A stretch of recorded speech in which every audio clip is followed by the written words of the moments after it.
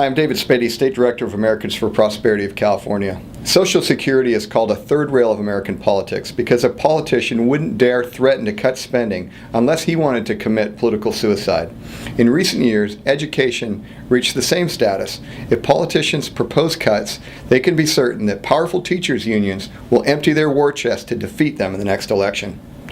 Every time education cuts are mentioned, the teachers' unions take to the air and radio waves and declare that children will be uneducated and society will suffer. But what if they're wrong? What if there isn't a direct correlation between massive spending and well-educated students? In the past few weeks, the California Department of Education reported modest but encouraging gains in student achievement.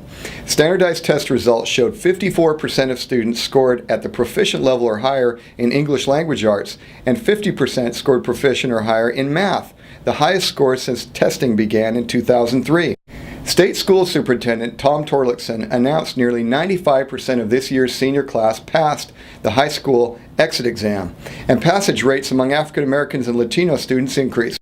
These results are puzzling to tax-and-spend politicians who have always believed union warnings that education cuts would harm student achievement. The Sacramento Bee recently tried to make sense of something that defies long-held beliefs that more spending equals better education, saying, "It's a trend that would seem to defy conventional wisdom as public school spending has declined in California in recent years. Student achievement test scores have gone up." The newspaper found that school districts spent 6% less from 2008 to 2010. But the percentage of 2nd to 7th grade students scoring proficient on the state standardized English test rose from 48% to 55%.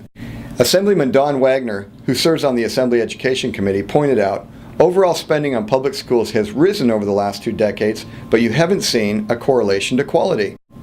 To turn California around, we need to cut our government spending. That means first on the table should be wasteful bureaucratic programs, especially if those programs are draining valuable education resources. The next time you see a union ad warning that our schools and students will suffer because of education spending cuts, remember these test results rising in spite of cuts.